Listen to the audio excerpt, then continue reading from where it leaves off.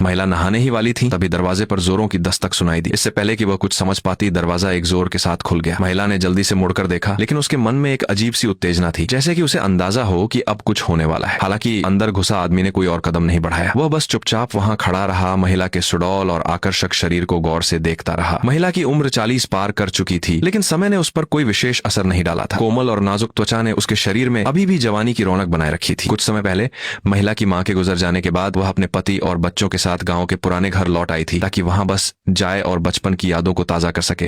लेकिन जब उन्होंने दरवाजा खोला तो सामने सालों से बिना मरम्मत का टूटा फूटा पुराना घर था। अगर उन्हें यहाँ रहना था तो इसे फिर से पहले जैसा आरामदायक बनाने के लिए तुरंत मरम्मत की जरूरत थी। और जवान ताकतवर पति के लिए ये छोटी मोटी समस्याएं कोई बड़ी बात नहीं थी। लेकिन शाम को जब दोनों बच्चे नहाने की जिद करने लगे तो महिला ने देखा कि नल से गंदा पानी आ रहा है। भले ही पति लगातार मरम्मत में जुटा रहा, लेकिन लंबा इंतजार करने के बाद भी कोई नतीजा नहीं निकला। मजबूर होकर महिला ने इस समय का इस्तेमाल करते हुए दोनों बच्चों को लेकर रोजमर्रा की जरूरत का सामान खरीदने सुपरमार्केट चली गई। और जब उसे समझ नहीं आ रहा था कि कौन सा ब्रांड चुने, तभी एक अजनबी आदमी ने अचानक आकर उसकी मुश्किल आसान कर दी। उस आदमी ने खुद आगे बढ़कर हर ब्रांड के फायदे और नुकसान बताए। उसकी सुंदर शक्ल देखकर जो एक जिंदगी जी रही महिला का दिल धक से रह गया। लेकिन जब उसने होश संभाला तो डर के मारे उसकी बाहें ठंडी पड़ गईं, क्योंकि उसकी बेटी गायब थी। वह जल्दी से जोर जोर से उसे ढूंढने लगी। खुशकिस्मती से जल्द ही एक आदमी ने मदद का हाथ बढ़ाया और सुपरमार्केट के कोने में उसकी छोटी बेटी को ढूंढ लिया। और उसने यह भी दयालुता से सलाह दी कि बाहर बच्चों पर ध्यान देना चाहिए। और संयोग से शाम को महिला और उसका परिवार जब रेस्तरां में खाने गए तो उनकी मुलाकात फिर से दिन के उसी आदमी से हुई। महिला ने तुरंत अपने पति को उससे मिलवाया और बताया कि यही वह शख्स है जिसने दिन में उसकी बेटी को ढूंढने में मदद की। बातचीत के बाद पति को पता चला कि वह शहर का एक मशहूर बिल्डिंग ठेकेदार है। यह बात उनके लिए, जो अभी घर की मरम्मत करवा रहे थे, एक तरह से बिल्कुल